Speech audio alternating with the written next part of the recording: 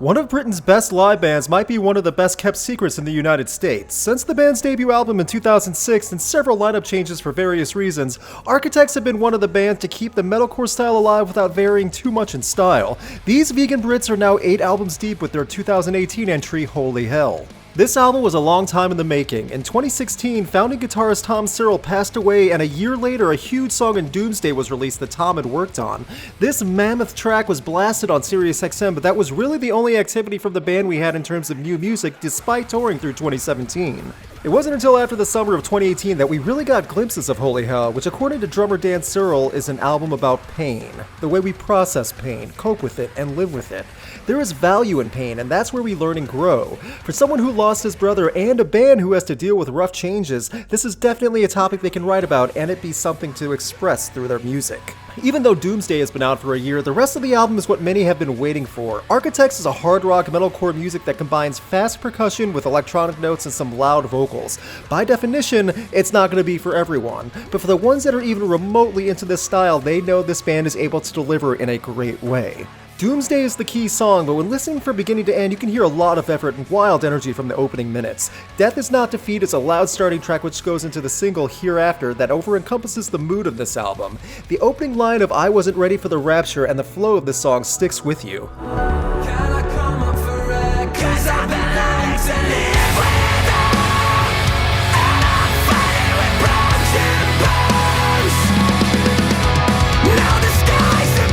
Hereafter is not one raised volume level that stays static the entire time. There is a change in sound and flow while Sam Carter gets out a melody in his raised tempo. There are a lot of moving parts that move here with the percussion and back end as well. That loud screaming and hard riffs do come quickly though in Mortal After All and also in the title track. I cannot stress enough that Holy Hell is an album that will need several listens to get into. A brief sample is not going to be able to sway you at what this album has because there is a lot to take in and only 10-second snippets can seem loud and overbearing when not taken with the full song. It's like watching only 10 minutes of one of the Saw movies. You won't get the whole concept and you'll end up thinking everything is horrifying. The album picks back up after Damnation when you hear Royal Beggars. This is where Architects really prove they are more than screaming along to heavy riffs and drums. Doomsday might be the standout track, but a song like Royal Beggars offers more than just a sing-along chorus and song title. There is a lot of good work here if you give it a chance. Yet we still obey, just when we're sleeping on routine.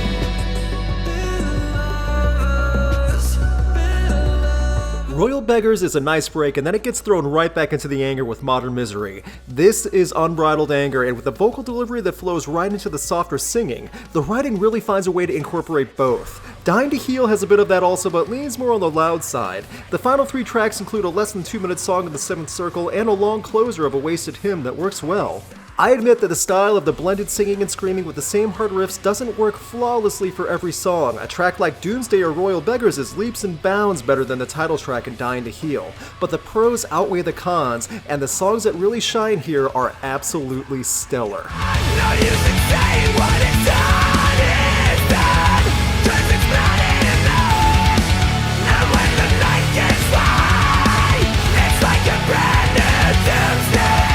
I can't even imagine how difficult it must have been to lose a band member and a brother that way, but in the process, they still made an album that is very solid and very memorable.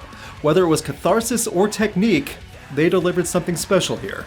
Overall, Holy Hell hits hard while showcasing a lot of melody and underlying meaning. The flow between anger and brooding is smooth, while the percussion and riffs make the time spent listening fly by. The process of living through the inspired events of this album might have been hell for Architects, but they gave us something to remember while blowing out our subwoofers.